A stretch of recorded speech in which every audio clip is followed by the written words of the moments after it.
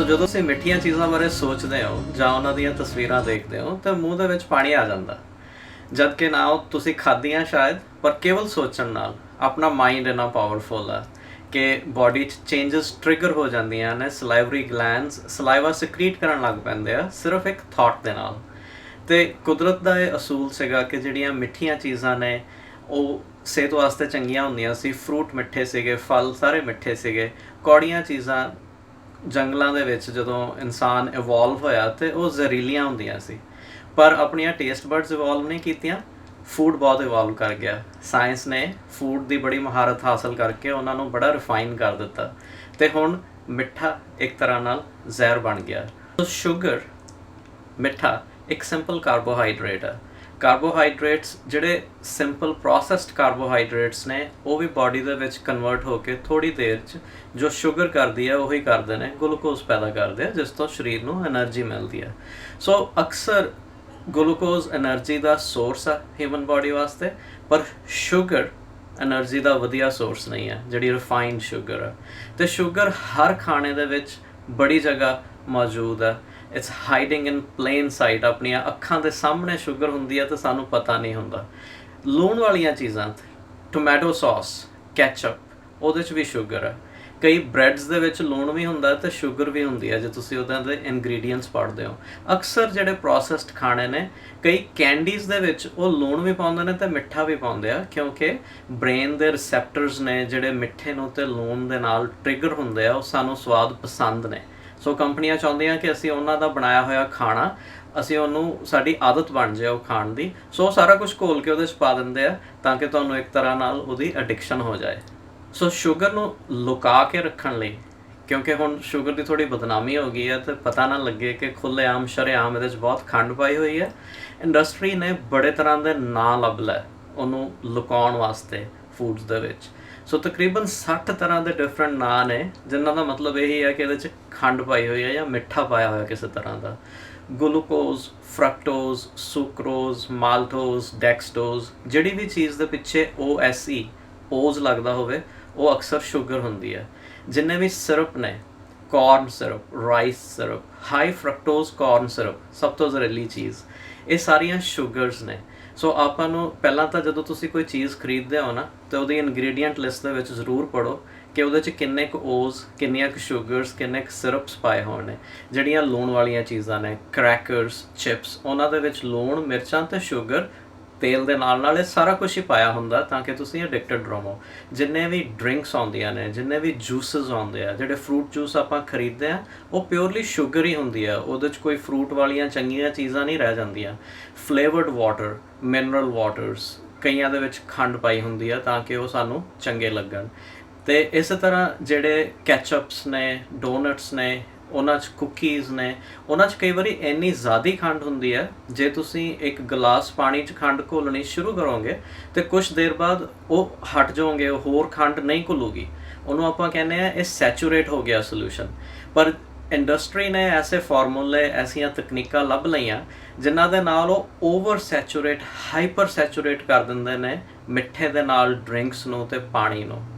ਇੱਕ Coke they can ਦੇ ਵਿੱਚ ਜਿੰਨੀ ਖੰਡ ਆ, ਜੇ ਤੁਸੀਂ ਓਨੀ ਖੰਡ ਪਾਣੀ ਦੇ ਗਲਾਸ 'ਚ ਘੋਲਣੀ ਸ਼ੁਰੂ ਕਰੋਗੇ ਸ਼ਾਇਦ ਨਹੀਂ ਘੋਲ ਪਾਓਗੇ। ਤੁਹਾਨੂੰ ਲੱਗਦਾ ਕਿ ਸ਼ੂਗਰ ਅਡਿਕਟਿਵ ਹੈ?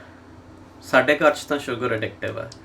ਜਦੋਂ ਆਪਾਂ ਮਿੱਠੇ ਵਾਲੀ ਕੋਈ ਚੀਜ਼ ਖਾਂਦੇ ਆ, ਸਭ ਤੋਂ ਪਹਿਲਾਂ ਜੀਭ ਦੇ ਉੱਤੇ ਜਿਹੜੇ ਰਿਸੈਪਟਰਸ ਨੇ ਉਹ ਮਿੱਠੇ ਦਾ ਸਵਾਦ ਜਦੋਂ ਸੈਂਸ ਕਰਦੇ ਆ ਤੇ ਨਾਲ ਹੀ ਬ੍ਰੇਨ ਨੂੰ ਸਿਗਨਲ ਜਾਂਦਾ ਕਿ ਮਿੱਠੇ ਵਾਲੀ ਚੀਜ਼ ਆਈ। ਬ੍ਰੇਨ ਦੇ ਵਿੱਚ ਤੁਹਾਡੇ ਸੈਰੀਬਰਲ ਕਾਰਟੈਕਸ 'ਚ ਇੱਕ ਰਿਵਾਰਡ ਸਿਸਟਮ ਹੈ। ਉਹ ਰਿਵਾਰਡ ਸਿਸਟਮ ਪ੍ਰੋਟੈਕਟਿਵ ਆ ਤਾਂ ਕਿ ਤੁਸੀਂ ਚੰਗੀਆਂ ਚੀਜ਼ਾਂ ਕਰੋ, ਮਾੜੀਆਂ ਚੀਜ਼ਾਂ ਤੁਸੀਂ ਅਵੋਇਡ ਕਰੋ ਜਿਹੜੀਆਂ ਤੁਹਾਡੀ ਸਿਹਤ ਲਈ ਹਾਨੀਕਾਰਕ ਨੇ।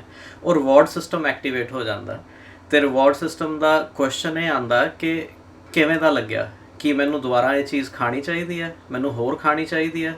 ਤੇ ਉਹਦਾ ਆਨਸਰ ਆਉਂਦਾ ਯੈਸ, ਡੈਫੀਨੇਟਲੀ, ਬੜੀ ਮਿੱਠੀ ਹੈ, ਹੋਰ ਖਾਓ। ਸੋ ਸ਼ੂਗਰ ਉਹ ਰਿਵਾਰਡ ਸਿਸਟਮ ਐਕਟੀਵੇਟ ਕਰ ਦਿੰਦੀ ਹੈ। ਡਰੱਗਸ ਵੀ ਇਹੀ ਕਰਦੀਆਂ ਨੇ। ਐਲਕੋਹਲ ਦੇ ਨਾਲ ਵੀ ਰਿਵਾਰਡ ਸਿਸਟਮ ਐਕਟੀਵੇਟ ਹੁੰਦਾ ਤੇ ਬੜੀਆਂ ਕੋਕੇਨ, ਹੀਰੋਇਨ ਵਰਗੀਆਂ ਡਰੱਗਸ ਨਾਲ ਵੀ ਇਸੇ ਤਰ੍ਹਾਂ ਬ੍ਰੇਨ ਦੇ ਰਿਵਾਰਡ ਸਿਸਟਮ ਐਕਟੀਵੇਟ ਹੁੰਦੇ ਨੇ। ਜੀਭ ਤੋਂ ਇਲਾਵਾ ਤੁਹਾਡੇ ਪੇਟ ਦੇ ਵਿੱਚ ਵੀ ਰਿਸੈਪਟਰਸ ਨੇ ਜਿਹੜੇ ਸੈਂਸ ਕਰਦੇ ਆ ਕਿ ਖਾਣੇ 'ਚ ਕੀ ਆਇਆ, ਸ਼ੂਗਰ ਆਈ। ਸੋ ਜਦੋਂ ਸਟਮਕ ਰਿਸੈਪਟਰਸ ਸ਼ੂਗਰ ਸੈਂਸ ਕਰਦੇ ਨੇ ਤੇ ਇੱਕ ਕੈਮੀਕਲ ਰਿਲੀਜ਼ ਹੁੰਦਾ ਹੈ ਜਿਹਨੂੰ ਡੋਪਾਮਾਈਨ ਕਹਿੰਦੇ ਆ। ਡੋਪਾਮਾਈਨ ਵੀ ਇੱਕ ਰਿਵਾਰਡ ਸਿਸਟਮ ਵਾਲਾ ਹਿੱਸਾ ਹੈ, ਪਲੇਜ਼ਰ ਕੈਮੀਕਲ ਆ। ਜਦੋਂ ਡੋਪਾਮਾਈਨ ਰਿਲੀਜ਼ ਹੋ ਕੇ ਬ੍ਰੇਨ ਤੱਕ ਪਹੁੰਚਦੀ ਹੈ ਤੇ ਅਗੇਨ ਤੁਹਾਡਾ ਰਿਵਾਰਡ ਸਿਸਟਮ ਐਕਟੀਵੇਟ ਹੋ ਜਾਂਦਾ। ਡੋਪਾਮਾਈਨ ਸਿਗਨਲਸ ਹੈਪੀਨੈਸ, ਸੈਟਿਸਫੈਕਸ਼ਨ, ਤੇ ਤੁਹਾਡਾ ਦਿਲ ਕਰਦਾ ਕਿ ਮੈਂ ਜਿਸ ਚੀਜ਼ ਦੇ ਨਾਲ ਡੋਪਾਮਾਈਨ ਰਿਲੀਜ਼ ਹੋਈ ਮੈਂ ਉਹ ਹੋਰ ਕਰਾਂ।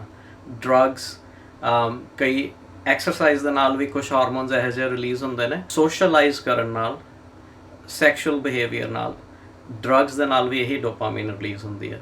ਪਰ ਜਦੋਂ ਸ਼ੂਗਰ ਨਾਲ ਡੋਪਾਮਾਈਨ ਰਿਲੀਜ਼ ਹੁੰਦੀ ਹੈ ਤੇ ਉਹ ਸਾਡਾ ਜਿਹੜਾ ਸਿਸਟਮ ਹੈ ਉਹ ਓਵਰ ਡਰਾਈਵ 'ਚ ਚਲਿਆ ਜਾਂਦਾ।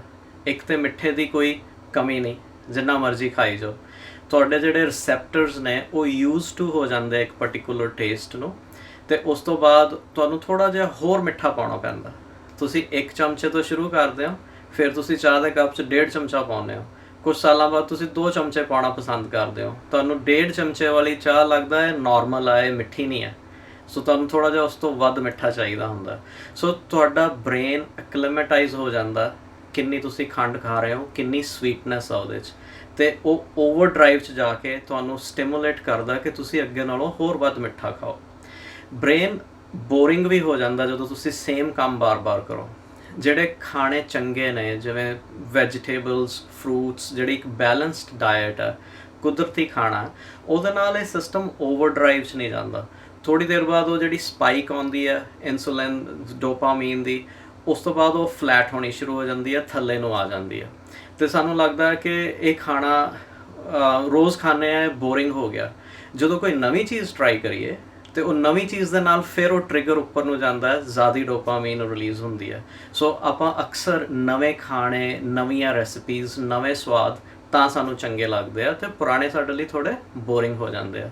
ਪਰ ਸ਼ੂਗਰ ਕੀ ਕਰਦੀ ਹੈ, ਇੱਕ ਤਾਂ ਯੂਜ਼ ਟੂ ਹੋ ਗਏ, ਸੈਕੰਡਲੀ ਜੇ ਤੁਸੀਂ ਮਿੱਠਾ ਖਾਂਦੇ ਹੋ ਤੇ ਬ੍ਰੇਨ ਦੇ ਰਿਸੈਪਟਰ ਉਸ ਮਿੱਠੇ ਤੇ ਯੂਜ਼ ਟੂ ਨਹੀਂ ਹੁੰਦੇ। ਹਰ ਵਾਰੀ ਜਦੋਂ ਮਿੱਠਾ ਮਿਲਦਾ ਉਹ ਡੋਪਾਮਾਈਨ ਰਿਲੀਜ਼ ਕਰਦੇ ਆ। ਜੀਭ ਹੋਰ ਜ਼ਿਆਦਾ ਮਿੱਠੀਆਂ ਚੀਜ਼ਾਂ ਪਸੰਦ ਕਰਨਾ ਸ਼ੁਰੂ ਕਰ ਦਿੰਦੀ ਹੈ, ਪਰ ਬ੍ਰੇਨ ਨੂੰ ਓਨਾ ਹੀ ਮਿੱਠਾ ਡੋਪਾਮਾਈਨ ਰਿਲੀਜ਼ ਕਰ ਰਿਹਾ। ਸੋ ਐਵਰੀ ਟਾਈਮ ਤੁਸੀਂ ਖੰਡ ਖਾਂਦੇ ਹੋ, ਮਿੱਠੀਆਂ ਚੀਜ਼ਾਂ ਖਾਂਦੇ ਹੋ, ਤੁਹਾਨੂੰ ਵਧੀਆ ਲੱਗਦਾ, ਤੇ ਉਹ ਇੱਕ ਕੌਨਸਟੈਂਟ ਡਰੱਗ ਐਡਿਕਸ਼ਨ ਵਾਲੀ, ਹੈਬਿਚੁਏਸ਼ਨ ਵਾਲੀ, ਆਦਤ ਬਣਾਉਣ ਵਾਲੀ ਚੀਜ਼ ਬਣ ਜਾਂਦੀ ਹੈ। ਕਈ ਵਾਰੀ ਤੁਸੀਂ ਜੇ ਦੇਖਿਆ ਹੋਵੇ, ਬੱਚੇ ਨੇ ਜੋ ਜ਼ਿਆਦਾ ਸ਼ੂਗਰ ਖਾ ਲੈਣ ਤੇ ਬੜੇ ਹਾਈਪਰ ਐਕਟਿਵ ਹੋ ਜਾਂਦੇ ਆ, ਉਹ ਭੱਜੀ ਜਾਣਗੇ, ਮੇਜ਼ ਦੇ ਆਲੇ ਦੁਆਲੇ ਗੇੜੇ ਕੱਢੀ ਜਾਣਗੇ। ਉਹ ਕਿਉਂ ਹੋਇਆ? ਉਹ ਇੱਕ ਤਰ੍ਹਾਂ ਨਾਲ ਡਰੱਗ ਲਾਈਕ ਇਫੈਕਟ ਆ।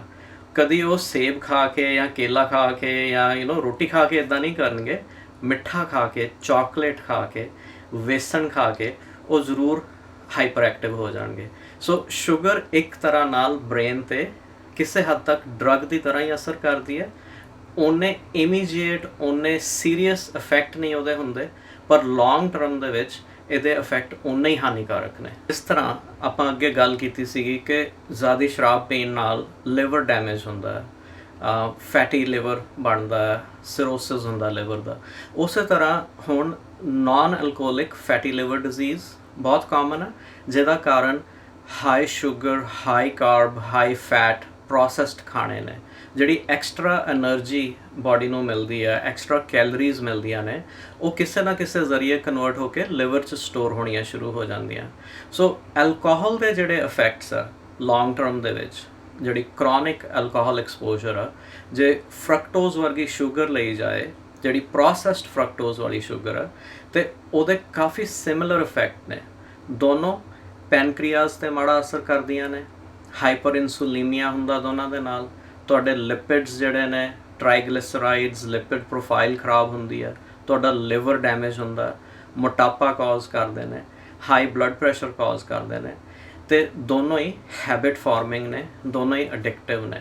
ਸੋ ਐਲਕੋਹਲ, ਸ਼ੂਗਰ ਤੇ ਡਰੱਗਸ ਇੱਕੋ ਕੈਟੇਗਰੀ 'ਚ ਪਾਏ ਜਾ ਸਕਦੇ ਆ, ਪਰ ਆਪਾਂ ਸੋਚਦੇ ਨਹੀਂ। ਕਦੀ ਵੀ ਬੱਚਿਆਂ ਨੂੰ ਇੰਟੈਂਸਲੀ ਇੰਨੀ ਜ਼ਿਆਦਾ ਮਿੱਠੀ ਚੀਜ਼, Coke, 7 up, pastries, cookies, candies ਦੇਣ ਲੱਗਿਆ ਆਪਣੇ ਮਨ 'ਚ ਬਿਲਕੁਲ ਖਿਆਲ ਨਹੀਂ ਆਉਂਦਾ ਕਿ ਇੱਕ ਤਰ੍ਹਾਂ ਨਾਲ ਕਦੀ ਅਸੀਂ ਸੋਚਾਂਗੇ ਨਿਆਣਿਆਂ ਨੂੰ ਬੀਅਰ ਦਾ ਕੈਨ ਦੇ ਦਈਏ ਜਾਂ ਉਹਨੂੰ ਕੋਈ ਹੋਰ ਮਾੜੀ ਚੀਜ਼ ਖਾਣ ਲਈ ਦੇ ਦਈਏ। ਪਰ ਮਿੱਠੇ ਵੇਲੇ ਅਸੀਂ ਨਹੀਂ ਸੋਚਦੇ। ਇਨਫੈਕਟ ਕਲਚਰਲੀ ਮਿੱਠਾ ਖੁਸ਼ੀ ਦੇ ਨਾਲ ਐਸੋਸੀਏਟਡ ਹੈ। ਜਦੋਂ ਕਿਸੇ ਨੂੰ ਕੋਈ ਅਵਾਰਡ ਦੇਣਾ ਹੋਏ, ਕਿਸੇ ਨੂੰ ਕਹਿਣਾ ਹੋਏ ਤੂੰ ਚੰਗਾ ਕੰਮ ਕੀਤਾ, ਉਹਨੂੰ ਆਪਾਂ ਕੈਂਡੀ, ਲੋਲੀਪੌਪ, ਸ਼ੂਗਰ ਵਾਲੀ ਚੀਜ਼ ਦਿੰਦੇ ਹਾਂ, ਜੋ ਕਿ ਇਵੈਂਚੁਅਲੀ ਜਦੋਂ ਇਨਸਾਨ ਦੀ ਡਿਵੈਲਪਮੈਂਟ ਐਵੋਲੂਸ਼ਨ ਦੇ ਵਿੱਚ ਉਹ ਸਹੀ ਹੈ। ਪਰ ਹੁਣ ਸਮਝਣ ਦੀ ਲੋੜ ਇਹ ਹੈ ਕਿ ਫੂਡ ਇੰਡਸਟਰੀ ਨੇ ਇਹਨੂੰ ਕਨਵਰਟ ਕਰਕੇ ਸਾਡੇ ਅਗੇਂਸਟ ਯੂਜ਼ ਕਰਨਾ ਸ਼ੁਰੂ ਕਰਤਾ ਅਤੇ ਹੁਣ ਉਹ ਸਾਡੀ ਸਿਹਤ ਲਈ ਹਾਨੀਕਾਰਕ ਹੈ। ਜਿਹੜੀਆਂ ਕੁਦਰਤੀ ਸ਼ੂਗਰਸ ਨੇ, ਜਿਹੜੀਆਂ ਫਰੂਟ 'ਚ ਸ਼ੂਗਰਸ ਨੇ, ਡੇਟਸ, ਖਜੂਰਾਂ, ਈਵਨ ਹਨੀ, ਮੇਪਲ ਸਿਰਪ, ਇਹ ਇੰਨੇ ਹਾਰਮਫੁਲ ਨਹੀਂ। ਜਿਹੜੀ ਵਾਈਟ ਸ਼ੂਗਰ ਆ, ਪ੍ਰੋਸੈਸਡ ਸ਼ੂਗਰ ਆ, ਫਰਕਟੋਜ਼, ਹਾਈ ਫਰਕਟੋਜ਼ ਕੌਰਨ ਸਿਰਪਸ ਆ, ਇਹ ਬਹੁਤ ਜ਼ਹਿਰੀਲੀਆਂ ਨੇ। ਇਹਨਾਂ ਤੋਂ ਸੁਚੇਤ ਹੋਣਾ ਚਾਹੀਦਾ।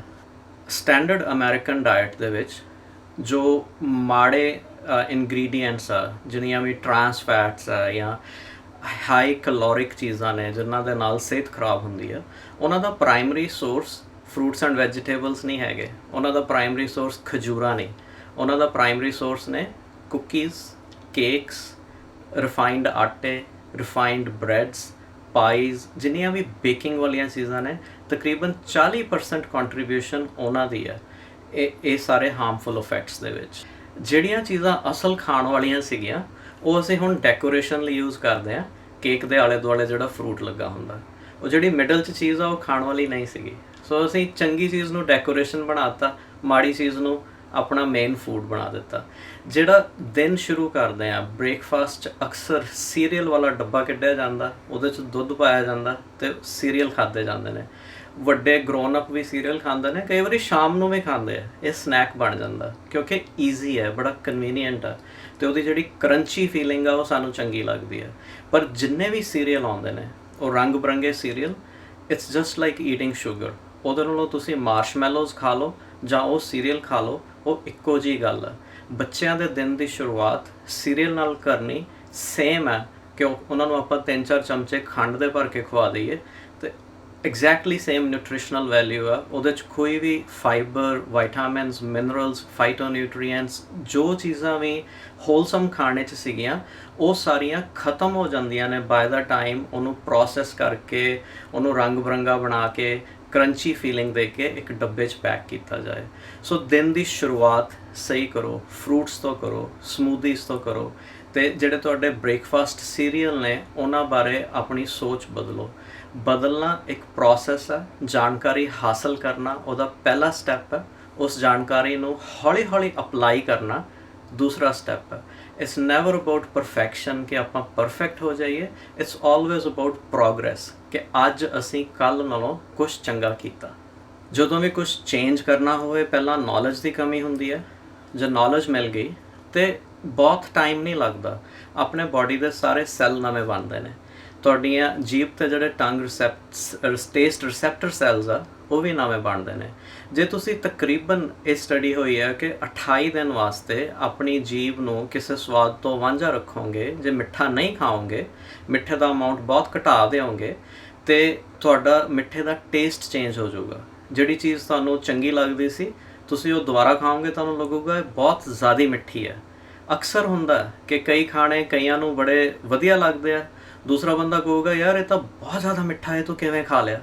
ਕਿਉਂਕਿ ਉਹਨਾਂ ਦਾ ਟੇਸਟ ਰਿਸੈਪਟਰ ਡਿਫਰੈਂਟ ਤਰ੍ਹਾਂ ਐਕਟ ਕਰ ਰਿਹਾ ਅਤੇ ਤੁਸੀਂ ਇਹ ਟ੍ਰੇਨ ਕਰ ਸਕਦੇ ਹੋ।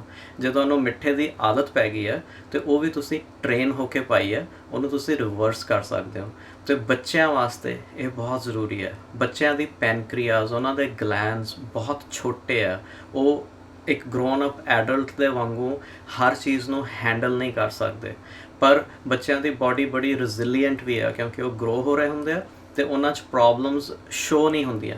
ਉਹ ਬਣਨੀਆਂ ਸ਼ੁਰੂ ਹੋ ਜਾਂਦੀਆਂ ਨੇ ਪਰ ਉਹ ਕੁਛ ਦਹਾਕਿਆਂ ਬਾਅਦ ਜਾ ਕੇ ਉਹਨਾਂ ਦੇ ਸਿੰਪਟਮਸ ਅਤੇ ਸਾਈਨਸ ਆਉਣੇ ਸ਼ੁਰੂ ਹੁੰਦੇ ਆ। ਸੋ ਬੱਚਿਆਂ ਨੂੰ ਜ਼ਹਿਰੀਲੇ ਸੀਰੀਅਲ ਨਾ ਦਿਓ, ਉਹਨਾਂ ਨੂੰ ਹੌਲੀ ਹੌਲੀ ਸਮਝਾ ਕੇ ਫਿਰ ਮਾੜੇ ਫੂਡ ਘਰ 'ਚੋਂ ਐਲੀਮੀਨੇਟ ਕਰਕੇ ਜੇ ਉਹ ਸਾਹਮਣੇ ਹੋਊਗਾ ਤਾਂ ਉਹ ਖਾਧਾ ਜਾਊਗਾ। ਫੂਡ ਦਾ ਐਨਵਾਇਰਨਮੈਂਟ ਬਹੁਤ ਮੈਟਰ ਕਰਦਾ, ਸੰਗਤ ਬਹੁਤ ਮੈਟਰ ਕਰਦੀ ਹੈ। ਸੋ ਜਿਹੜੀ ਚੀਜ਼ ਨੂੰ ਤੁਸੀਂ ਆਪਣੀ ਲਾਈਫ 'ਚੋਂ ਕੱਢਣਾ ਚਾਹੁੰਦੇ ਹੋ, ਪਹਿਲਾਂ ਉਹਨੂੰ ਆਪਣੇ ਆਲੇ ਦੁਆਲੇ 'ਚੋਂ ਕੱਢੋ, ਉਹਨੂੰ ਆਪਣੀ ਸੋਚ 'ਚੋਂ ਕੱਢੋ। ਚੰਗੇ ਸੀਰੀਅਲ ਖਾਓ, ਹੋਲਸਮ ਸੀਰੀਅਲ ਖਾਓ, ਸਮੂਦੀਜ਼ ਦਿਓ। ਸਮੂਦੀ ਦੇ ਵਿੱਚ ਡੇਟਸ ਪਾ ਦਿਓ, ਥੋੜ੍ਹੀਆਂ ਹੋਰ ਮਿੱਠੀਆਂ ਹੋ ਜਾਣਗੀਆਂ। ਡੇਟਸ ਵਾਲਾ ਮਿੱਠਾ, ਫਰੂਟ ਵਾਲਾ ਮਿੱਠਾ, ਇਹ ਬੋਡੀ 'ਤੇ ਬੜੇ ਡਿਫਰੈਂਟ ਤਰੀਕੇ ਨਾਲ ਐਕਟ ਕਰਦੇ ਆ, ਕਿਉਂਕਿ ਇਹਨਾਂ ਦੇ ਨਾਲ ਫਾਈਬਰ ਵੀ ਹੈ, ਇਹਨਾਂ ਦੇ ਵਿੱਚ ਹੋਰ ਚੰਗੀਆਂ ਚੀਜ਼ਾਂ ਬਹੁਤ ਨੇ ਜੋ ਸਾਡੀ ਸਿਹਤ ਲਈ ਵਧੀਆ ਨੇ। ਇਹਨਾਂ ਦੇ ਨਾਲ ਬਲੱਡ ਸ਼ੂਗਰ ਉਸ ਤਰ੍ਹਾਂ ਸਪਾਈਕ ਨਹੀਂ ਹੁੰਦੀ, ਇਨਸੂਲਿਨ ਸਿਕ੍ਰੀਸ਼ਨ ਉਸ ਤਰ੍ਹਾਂ ਨਹੀਂ ਵੱਧਦੀ ਜਿਸ ਤਰ੍ਹਾਂ ਰਿਫਾਈਨਡ ਸ਼ੂਗਰ ਦੇ ਨਾਲ ਵੱਧਦੀ ਹੈ।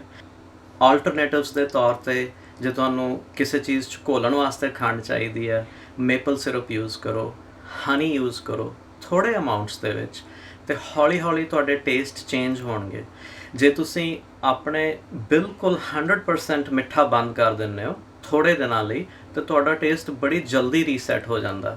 ਪਰ ਆਪਣੇ ਆਪ ਨੂੰ ਤਰਸਾਓ ਨਾ। ਜਦੋਂ ਤੁਸੀਂ ਕਿਸੇ ਵੀ ਚੀਜ਼ ਨੂੰ ਐਲੀਮੀਨੇਟ ਕਰਨਾ ਹੈ, ਉਹ ਪਹਿਲਾਂ ਆਪਣੇ ਸਰੀਰ 'ਚੋਂ ਡੈਫੀਸ਼ੀਐਂਸੀਜ਼ ਦੂਰ ਕਰੋ ਅਤੇ ਫਿਰ ਉਹਦਾ ਅਮਾਊਂਟ ਘਟਾਓ, ਰਿਸਟ੍ਰਿਕਟ ਕਰੋ ਕਿ ਮੈਂ ਦਿਨ ਦੇ ਵਿੱਚ 1 ਜਾਂ 2 ਵਾਰੀ ਹੀ ਕੋਈ ਮਿੱਠੀ ਚੀਜ਼ ਲੈਣੀ ਹੈ, ਅਤੇ ਉਹਦੇ 'ਚ ਬੜੇ ਕੇਅਰਫੁਲ ਹੋਵੋ। ਉਹਦਾ ਮਤਲਬ ਇਹ ਹੈ, ਜੇ ਤੁਸੀਂ ਟੋਮੈਟੋ ਕੈਚਅਪ ਪਾ ਲਈ ਅਤੇ ਉਹ ਮਿੱਠੀ ਚੀਜ਼ ਸੀਗੀ, ਜੇ ਤੁਸੀਂ ਚਾਹ ਪੀਣੀ ਆ ਤਾਂ ਉਹ ਫਿੱਕੀ ਪੀਣੀ ਸ਼ੁਰੂ ਕਰੋ, ਉਦੋਂ ਚਾਹ ਦਾ ਸਵਾਦ ਲਓ। ਅਕਸਰ ਆਪਾਂ ਮਿੱਠੇ ਦਾ ਸਵਾਦ ਲੈ ਰਹੇ ਹੁੰਦੇ ਹਾਂ, ਵਿੱਚੋਂ ਚਾਹ ਦਾ ਜਾਂ ਕੌਫੀ ਦਾ ਟੇਸਟ ਨਹੀਂ ਆ ਰਿਹਾ ਹੁੰਦਾ, ਸਾਰਾ ਕੁਝ ਮਿੱਠਾ ਹੀ ਲੱਗ ਰਿਹਾ ਹੁੰਦਾ। ਸੋ ਓਰੀਜਨਲ ਟੇਸਟ ਐਪਰੀਸ਼ੀਏਟ ਕਰਨਾ ਸ਼ੁਰੂ ਕਰੋ। ਹੌਲੀ ਹੌਲੀ ਤੁਹਾਡੀਆਂ ਟੇਸਟ ਬਰਡਸ, ਤੁਹਾਡਾ ਬ੍ਰੇਨ ਰੀਟ੍ਰੇਨ ਹੋ ਜਾਊਗਾ। ਤੁਹਾਡਾ ਬ੍ਰੇਨ ਇੱਕ ਟੂਲ ਹੈ, ਉਹਨੂੰ ਤੁਸੀਂ ਆਪਣੇ ਫਾਇਦੇ ਵਾਸਤੇ ਵਰਤਣਾ, ਆਪਣੇ ਫਾਇਦੇ ਵਾਸਤੇ ਇਸਤੇਮਾਲ ਕਰਨਾ ਸ਼ੁਰੂ ਕਰੋ, ਅਤੇ ਉਹਦੇ ਨਾਲ ਤੁਹਾਡੀ ਸਿਹਤ ਬਹੁਤ ਇੰਪਰੂਵ ਹੋਊਗੀ, ਤੁਹਾਡੀ ਬਾਡੀ ਤੁਹਾਡਾ ਬਹੁਤ ਸ਼ੁਕਰਾਨਾ ਕਰੂਗੀ।